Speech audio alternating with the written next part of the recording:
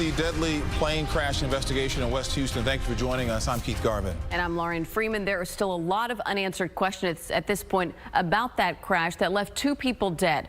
The wreckage was discovered around 2 p.m. today inside George Bush Park near the Katy Freeway and Barker-Claudine Road. But investigators say the plane actually crashed last night. Our Bill Barajas is live for us now at the scene where investigators briefed reporters just after 6 o'clock tonight. Bill?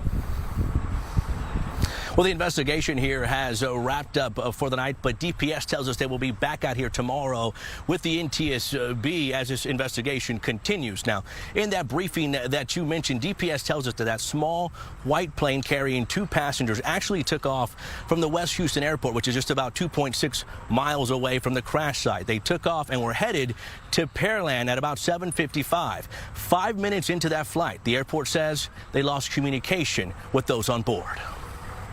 The crash site was located at George Bush Park. The plane found just 2.6 miles from the West Houston airport. The cause of the crash is unknown, but according to DPS, the airport reported a haze on the ground Wednesday night.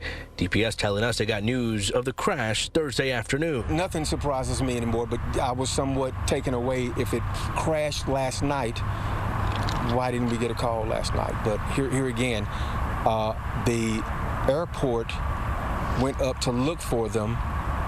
They appeared to find what they thought was debris, and local law enforcement was brought out here. The plane was found at about 2 p.m. DPS Sergeant Richard Standifer says they found 2 victims and a Piper PA-28 Cherokee, a small single-engine plane commonly used for personal use or flight training. We have the loss of 2 lives. Initially, it was thought that there may be 2 males on board. When I examined the wreckage, the one was ejected. That is a male. One that's in the fuselage still appears to be a female. The victims' names or ages were not yet available, and authorities are working to find out what happened, but it hasn't been easy because of where the plane was found. It's a 45-minute walk and about a 25-minute ride via ATV. The brush is heavy back there. They had to bring in dozers and chainsaws and cut their way through it.